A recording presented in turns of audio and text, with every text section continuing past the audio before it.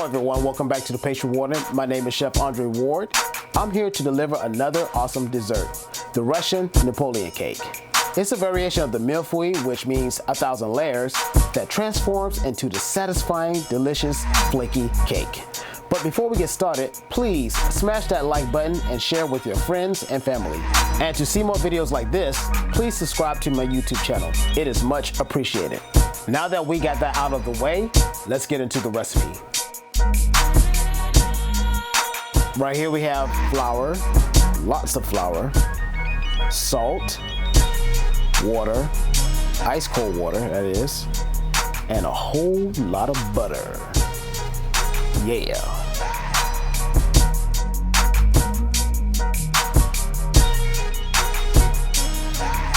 Pour all of your flour out on a clean surface. Add the salt. Make a well in the center.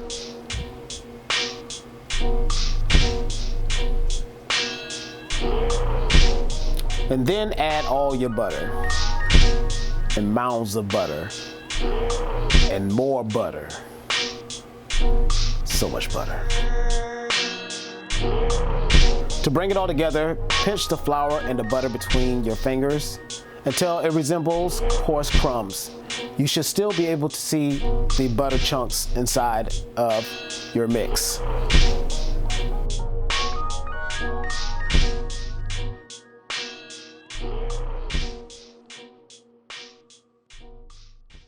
Make a well in the center of the flour and butter mixture. Add half of your ice cold water. The reason why we're adding half here is because we want the water to absorb in the flour. Make another well in the center and add the remaining ice cold water.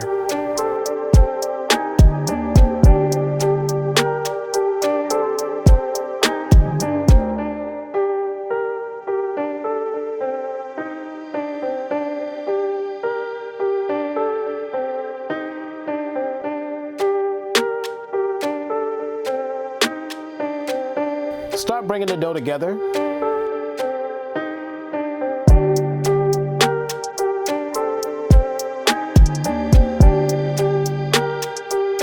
At this point, the dough will be shaggy, but we're about to do a technique called pressage.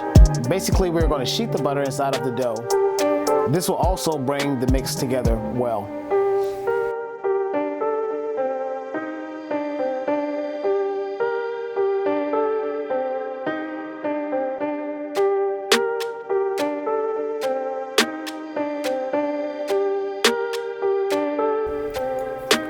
After the dough comes together, wrap it in plastic wrap, which I'm trying to find right now. Oh shucks. Oh shucks. Whatever. I'm just gonna use a plastic bag right here. Place the dough inside the plastic bag, wrap it up tight, flatten, and place inside of the refrigerator for at least 4 hours, preferably overnight. Once the dough has rested and chilled, flour a working surface. Put the dough on top of the working surface and cut small pieces.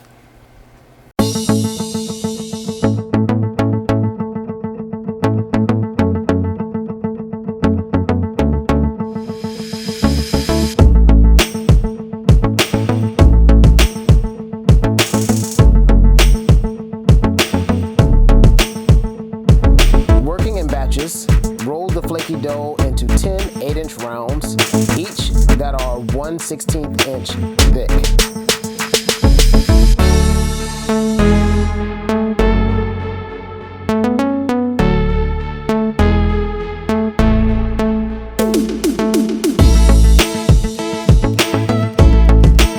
To prevent from sticking, place parchment between each round.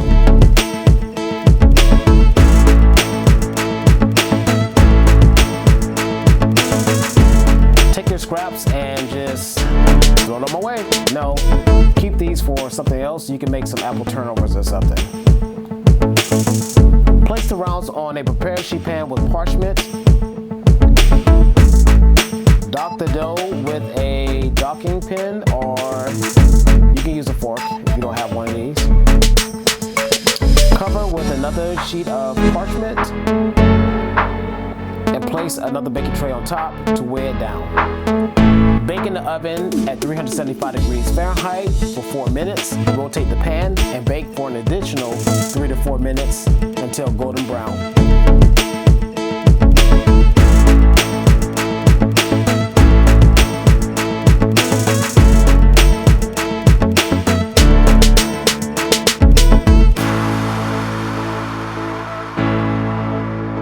Take 2 of the baked rounds and crumble into small pieces. This will be the topping for your cake. Now it's time for the filling, which is a pastry cream. If you want to know how to make pastry cream, go to my YouTube channel and look at my how to make pastry cream demonstration video. Mix the prepared pastry cream inside of a bowl to loosen it up. Place inside of a piping bag. Wrap it up tight and set it to the side for assembly.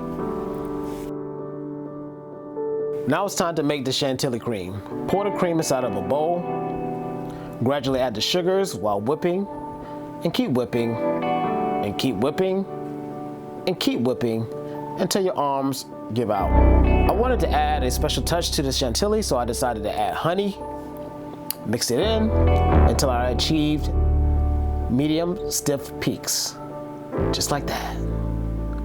Give it a taste and oh yeah, so delicious. Now that we got all our components together, it's time for assembly. This assembly is self-explanatory. Just follow the video and you'll be okay. Here we go.